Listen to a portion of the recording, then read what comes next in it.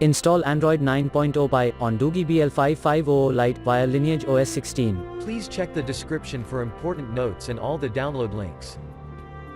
First download ROM and GApps packages, then transfer the downloaded files to the phone storage, link is in the description below.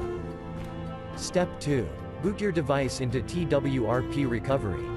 Once in TWRP, click on Wipe, Advanced Wipe, and select the check boxes, as shown in the image, excluding internal storage. Step 4. Swipe the button to wipe the device. Step 5.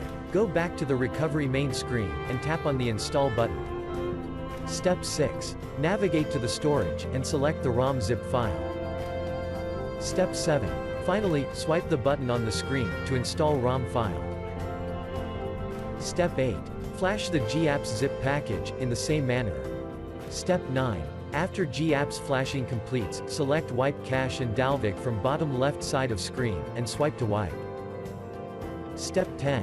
When the flashing process is complete, hit Reboot System.